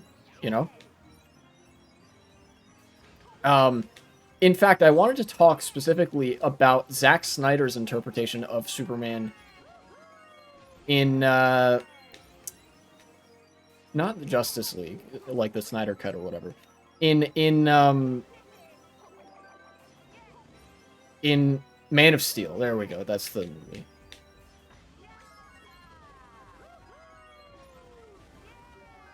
Particularly, what I wanted to touch on is that there's a lot of people who critique Zack Snyder's Superman and sort of the image that they have of Superman as this kind of detached, almost like a god character, where he's like very, like literally kind of inhuman, you know? Like he's not very personable or anything like that. And like, oh, I'm just not that into it. Basically, if you've ever seen the movie Kill Bill, you know, and Bill starts talking about why he doesn't like Superman, and it's like, oh, Superman was born Superman and whatever. Um, that's not actually the case. You know, everybody who likes Superman, myself included, emphasized that like, look, he's just a person who one day discovered that he had all these really cool powers and decided I'm gonna help the people in my life. I want to be a good person, um, and use these powers to that effect, basically.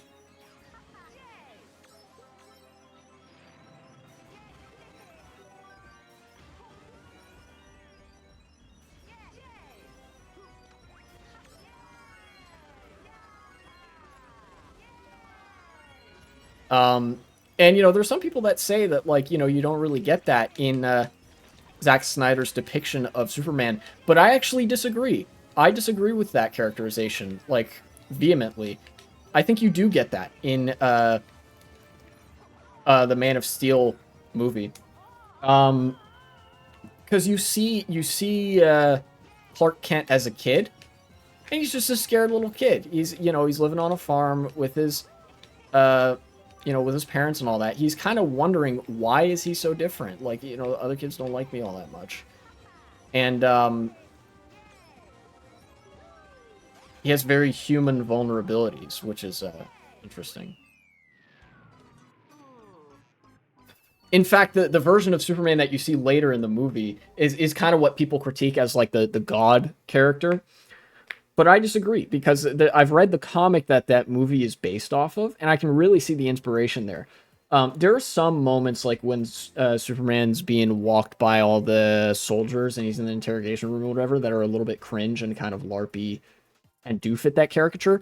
But for most of the movie, what I see is like basically the Superman from Earth One, where he's just this kind of lonely, moody college kid. He's a college guy, like college age, that is. And he's struggling to find his way in the world, as are a lot of people, and um, he feels like a real person. I think. And a lot of people have said like, well, he feels too alien. He feels like he's a fish out of water because he's an alien. He is a fish out of water, but not because he's from another planet. He's a fish out of water because he's a fucking lonely college-age dude. You know?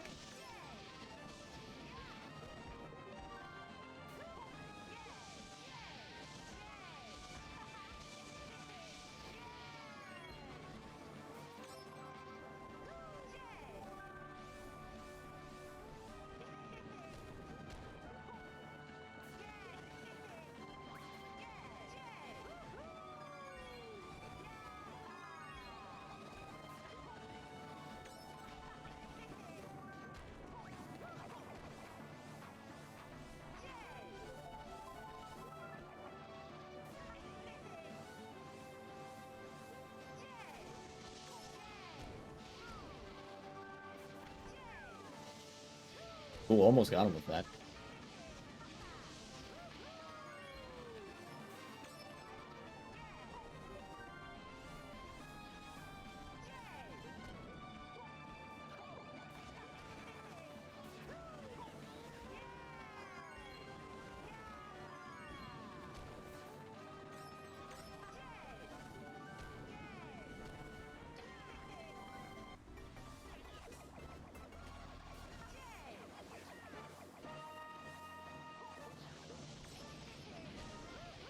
Yeah.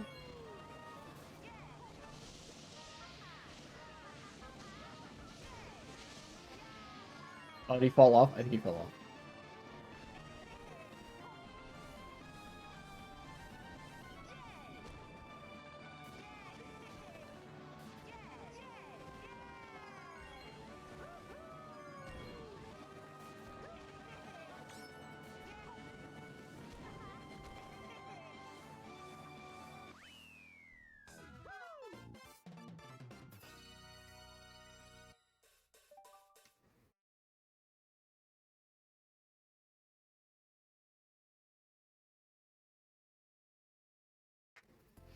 Um, yeah, and so back to the subject of Superman. Conversely, that's why I didn't. That's also why I didn't like Batman versus Superman all that much, because Superman in that one is almost exclusively the like more detached kind of inhuman, godlike, distant figure that people don't like because it's like you want Superman to feel like he's just a guy who happens to have all these great superpowers and goes around doing good things with them. You don't want him to feel like he's this kind of emotionally cold, above it all uh, thing, almost. You know,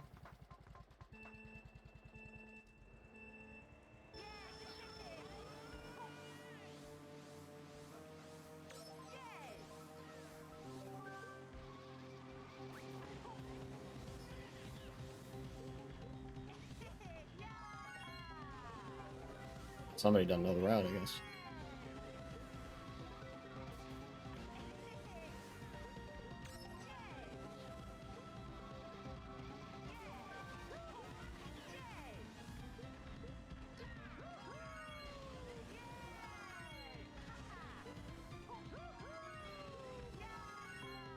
Oh wow, that's way faster.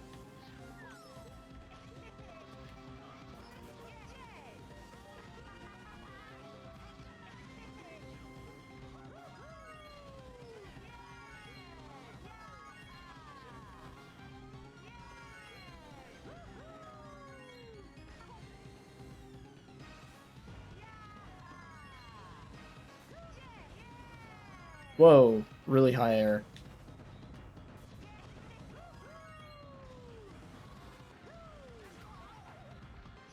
Oh, dodge. That's kind of crazy.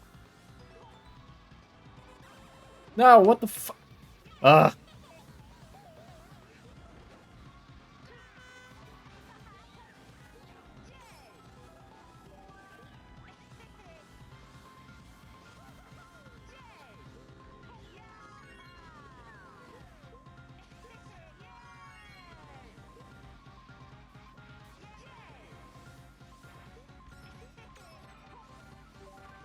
One mushroom.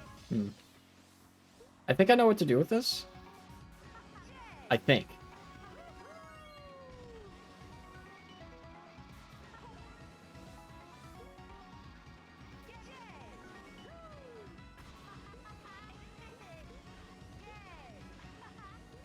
Ah, clever bastard.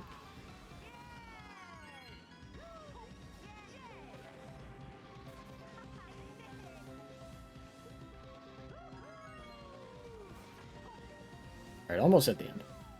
Let's try.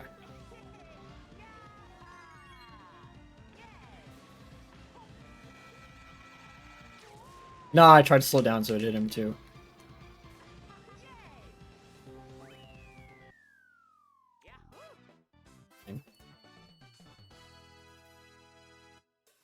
-4.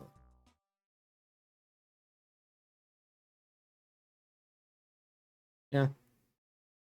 I guess I guess I don't have that much to say about Superman in the abstract. I'll use a couple of examples, right? I actually think I've soured on the Injustice comic with time. I don't think that's a particularly good depiction of Superman. Because it's like, ha ha, he's only like one death of Lois Lane away from becoming a like mass murdering dictatorial maniac, which I don't think is true. I think he would be sad. He might be kind of broken about it, but he would like. I don't think Superman would become this god complex kind of despot just with that little of a push, you know. Um, I think it would do horrible things to him, but I don't think those things are adequately explored. I think it's largely like the Injustice comic kind of revolves around a contrivance of having a quote unquote evil Superman. In fact, I think the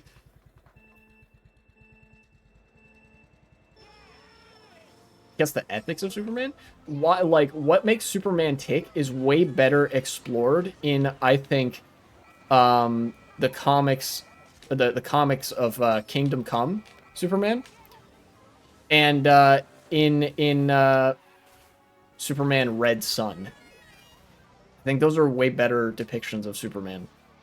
Um, you know,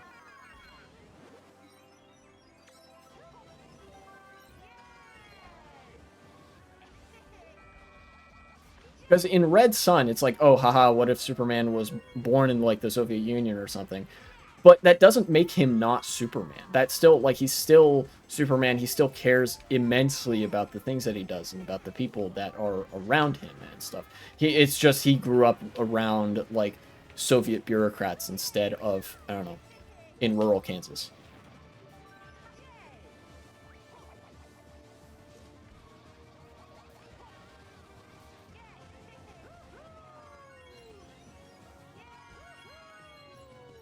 Oh no, got a bad bounce there. What? Why can't I get the fucking? Oh my god.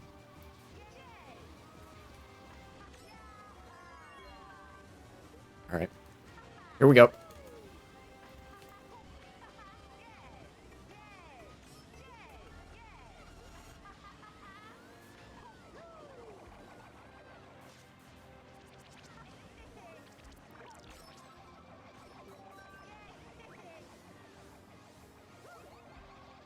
Ow! What the fuck? Smart bounce.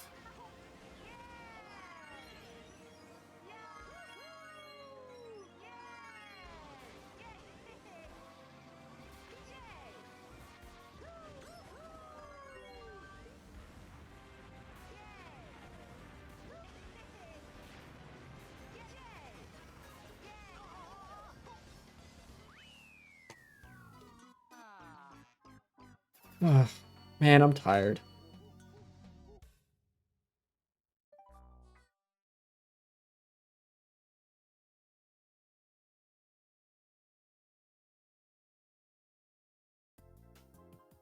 I'm gonna do a couple more races. I'll probably end it at like an hour 50. I thought I was gonna have more to talk about, or I thought I was gonna get to talk about stuff. I guess not. Let me. I want to check a couple of things. Oh, okay.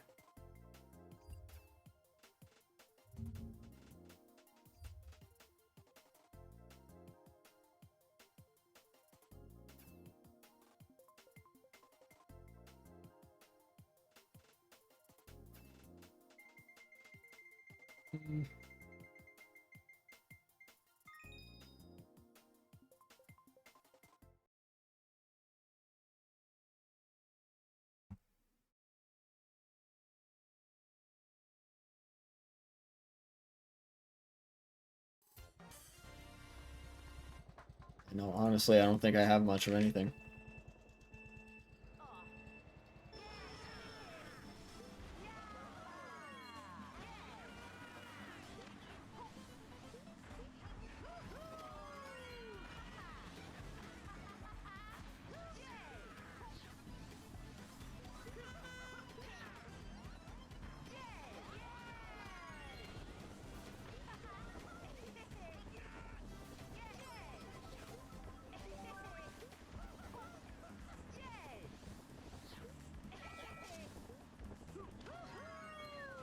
Damn it.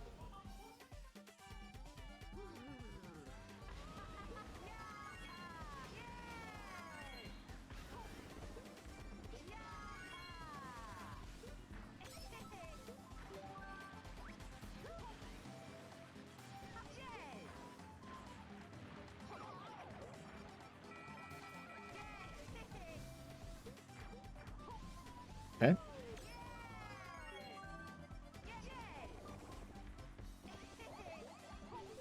Not gonna do much, I don't think, but...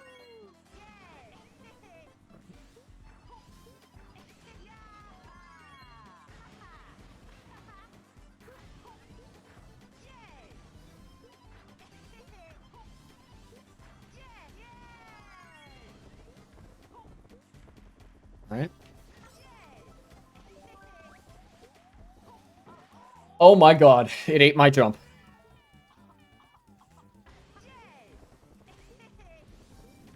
I'm playing so bad right now, holy shit.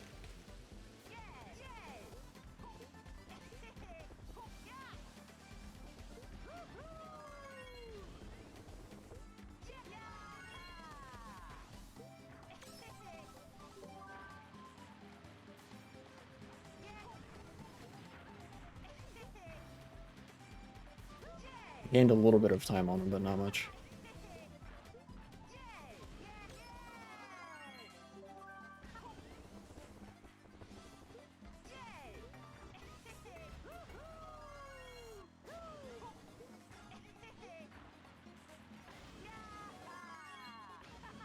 Oh my god! I am so close to just rage quitting right now.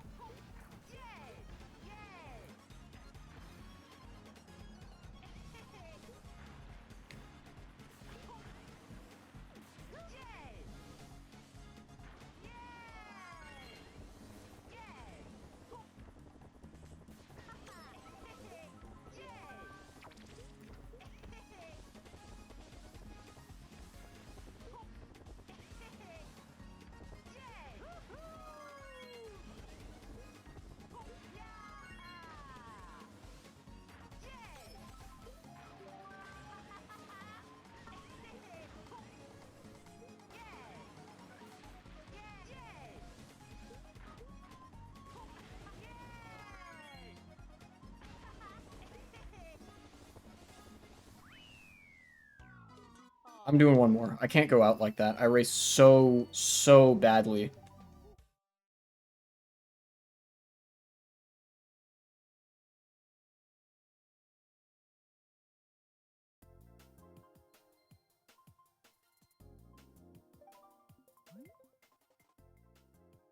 No. You put me in the room with this fuck. Oh my god. You and me both, dude.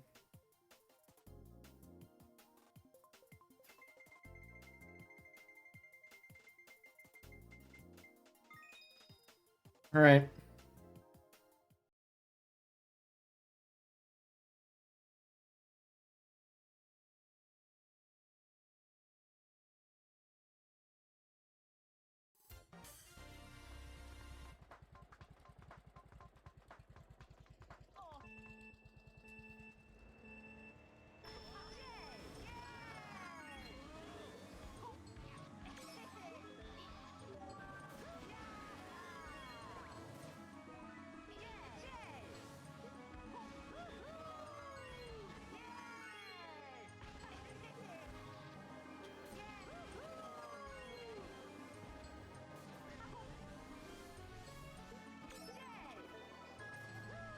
This will be the last race.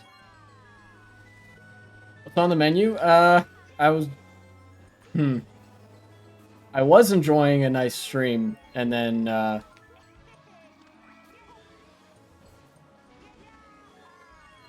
Look, I was planning on ending the stream after this race, I'm sorry. I'm sorry to say. I'll be back sometime soon. I don't know if that means Friday or what.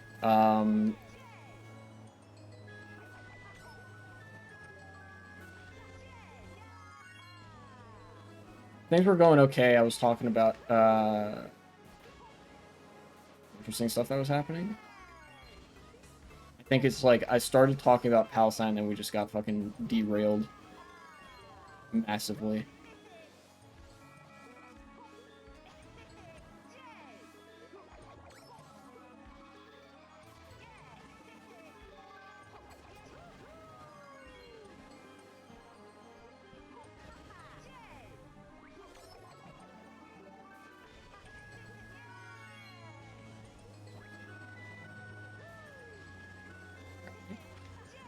That's one. Luckily, I did save a couple subjects for next time. I'm really sorry that you had to come into the stream at the like immediately at the end. Uh,